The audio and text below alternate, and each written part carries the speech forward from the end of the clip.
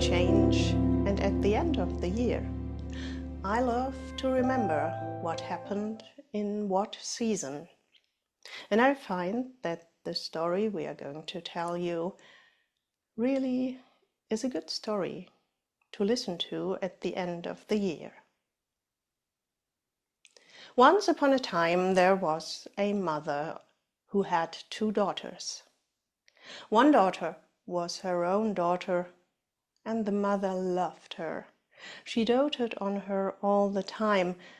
Some would say she loved her too much, because she never demanded anything of her, and every wish the daughter uttered was fulfilled as soon as possible. The other daughter was her stepdaughter. Her name was Maruschka. Maruschka was a kind-hearted girl, and she had to do all the hard work around the house because her sister, she was lazy the whole day long and didn't have to do anything for the house or for the cow. But Maruschka didn't mind. She really liked to work. She got up very early in the morning, went to the well to fetch the water. She cooked, she cleaned, she mended the clothes, she spun, and she cared for the cow. But do you think she ever got a kind word from her mother or her sister? Oh no. They always found fault with Maruschka's work. She never got a kind word. And Maruschka often wondered why. Well, everyone who looked at them could have told Maruschka why.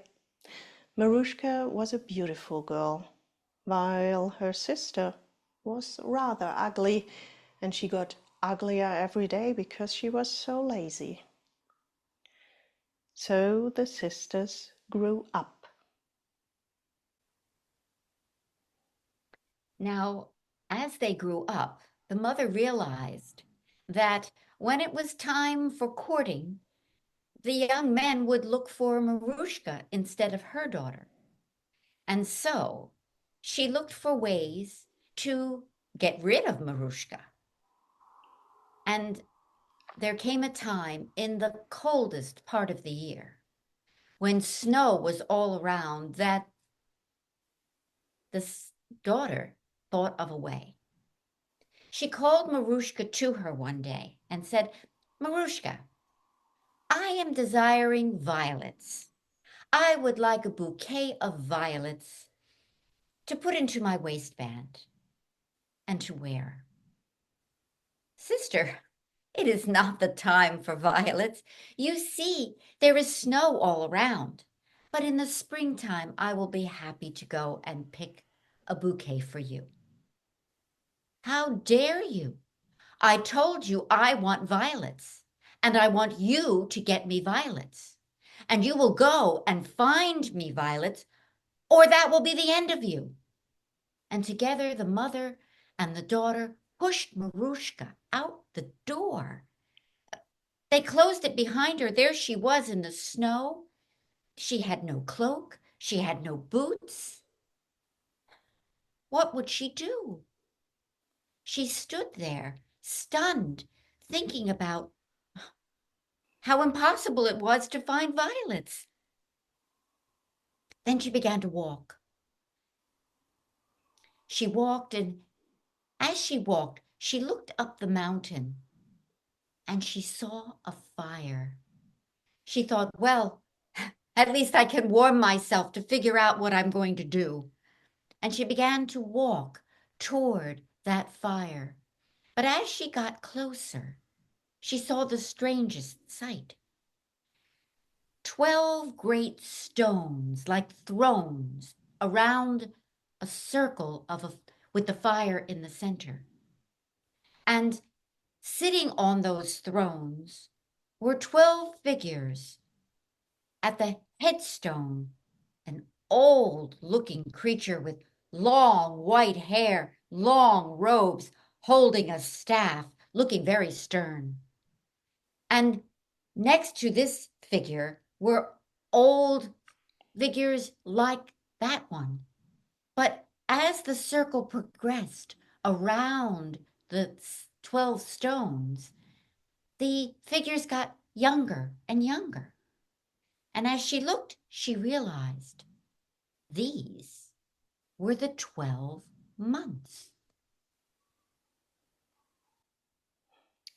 For a moment, she was in awe, but then she was so frozen to the bones that she really needed to warm herself up, and she had hope in her heart that maybe the 12th month could help her with her task.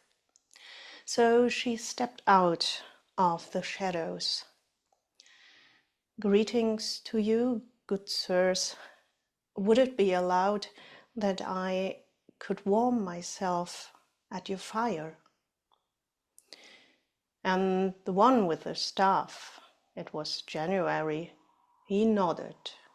So Maruschka, she warmed herself, and as soon as she had a little red on her cheeks again, January wanted to know, "What brings you here, girl?" "Oh, I am looking for violets." "It is not the time of year for violets. It is snowing." "Oh, I know that very well. It is just my mother and my sister. They long for violets, and they have forbidden that I return home without violets. Please, can you help me? Could you tell me where to look for violets?" January got up and walked over to one of the younger months. He handed over his stuff. "Brother March, take the high seat." And the young, handsome March got up to the top of the circle, and he swung the stuff above his head. The fire grew bigger, and the snow melted. Suddenly, some birds were singing. The grass was greening. The trees started to bud, and there were flowers everywhere. And amongst them, just under the bushes, many tiny little blue flowers. And Brother March, he smiled at Maruschka. "Maruschka, pick as many violets as you like." And that's what she did. She picked a fine bundle of violets, and then she thanked the 12th month, and with a joyful heart she returned home. When she got to the door, she knocked. Her mother and sister were amazed that she would have come back. They opened the door, and as soon as she stepped inside, the smell of those violets filled the room.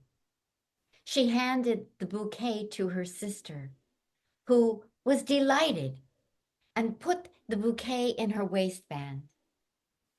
But do you think that she thanked Maruschka for finding the violets? No, she did not. But at least then, for a while, there was peace in the house. The mother and the daughter had to think of another way to get rid of Maruschka. And they did. For the next day, the sister went to her stepsister and said, "Maruschka, I am longing for strawberries. I want the taste of summer. Bring me some fresh strawberries." "Sister, you see the snow outside. You know that it is not the time for strawberries. But I will happily pick strawberries for you when summer comes." "How dare you? Did I not say that I want strawberries? And you will get me strawberries. You will get me strawberries, or you will not return here. And together, the mother and the sister pushed Marushka out the door again. Again, they locked it behind her, leaving her without a shawl, without boots, there in the cold, cold weather. Within an instant, Marushka was frozen to the bones. She was so cold that tears sprang into her eyes. But she had hope in her heart that maybe the 12th month would still be up on that mountain top and be able to help her. And so she walked straight to the mountain, and when she reached it, she saw the fire. So she climbed up, and when she reached the fire, she asked whether she would be allowed to warm herself. And January, sitting on the high seat again, looking very stern, but welcoming her. And when Marushka had a little warmth inside her, he wanted to know, "What brings you here again, girl?" "Oh, I am looking for strawberries." "Strawberries? It is not the time for strawberries. It is snowing." "Oh, I know very well. Yet my mother and my sister, they insist on having strawberries, and I am not allowed to come home without them. Please, could you tell me where I could look for strawberries?" At this, January got up, and he walked over to the three men who looked as if they were in the best years of their lives, and he handed over his staff. "Brother June, take the high seat." Brother June took the staff, took the high seat, and swung the staff above his head. The fire blazed up, and the snow melted. Green grass grew, and the trees all got leaves. Birds were singing and building their nests. Flowers were blooming, and among them many, many white little starlets. And these starlets, they changed. They became strawberries, and soon they were red, rich strawberries. And Brother June smiled. "Pick, Marushka, quickly." And Marushka picked so many strawberries. She picked until her apron was full of them. And then, with her apron full, she carefully went back down the mountain and made her way back to her home, where she knocked again on the door. End of chapter 1.